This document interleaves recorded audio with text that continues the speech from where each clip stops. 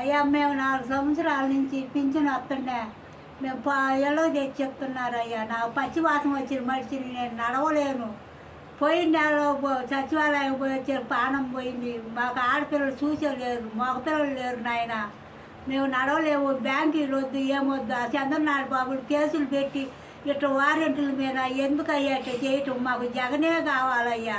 మీరే మాకు సాయం చేసి మాకు ఇంటికి తెచ్చి ఇచ్చేటట్టు చెయ్యండి అయ్యా. మీ పిండి ఉంటుంది, మాకు జగన్నే కావాలయ్యా. ఆయనే నాకు పిచ్చ పెట్టిండు అయ్యా, మర్చిపోలేమయ్యా. ఆయన మళ్ళీ రావాలయ్యా. ఎందుకు ఆ కచ్చి కట్టి వాళ్ళ మీద అట్లా చేయటం అయ్యా? నాకు అసలు బతకలేని రోజులు మేము అడుగు వేయలేకపోతున్నాయ్యా. పచ్చివాతం వచ్చి ఒక పాటు పోయింది, రెండో పాటు యాక్సిడెంట్ జరిగి చెయ్యిరిగి నడవలేక ఆ అల్లుళ్ళు చూడక, పిల్లలు చూడక, కొడుకులు లేకపోతే నా పరిస్థితి నీడలేదయ్యా.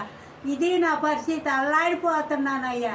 మామూలు పింఛనే ఇస్తున్నారయ్యా నాకు. నేను అట్నే ఎవరిని బతులు ఆడుకున్న ఏం తెచ్చి పెట్టడం లేదు నాయన. మరి మాకు ఏం చేయాలి? మళ్ళీ బ్యాంకీలకి ఇవన్నీ చెప్పి వాళ్ళ మీద కేసులు పెట్టి ఆ బ్యాంకీలకి ఇంత చెప్పులు ఎందుకయ్యా ఆయన పెట్టేది?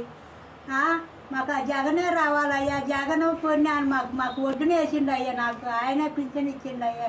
మళ్ళీ మాకు ఇంటికి తెచ్చి ఇచ్చేటట్టు మీరు పుణ్యం కట్టుకొని సాయం చేయండి అయ్యా. మీకు పుణ్యం ఉంటుంది అయ్యా. దిక్కులేని పక్షిలాగా నేను అడుగుతున్నాను అయ్యా. నా బోటోళ్ళు ఎంతమందో ఉండారయ్యా, ముసివాళ్ళు, దిక్కులేని వాళ్ళు. అందరికి ఆదరిస్తున్నావు, అన్నం పెడుతున్నావు. ఈ ముసివాళ్ళకి కూడా ఆశ్రయంలో మంచి ఉంటే చేసి మాకు సాయం చేయయ్యా. జగన్ పుణ్యాన్ని మాకు న్యాయం జరుగుద్ది కోరుకుంటున్నాం అయ్యా. ఆయన రావాలని పతే కోరుకుంటున్నాను అయ్యా.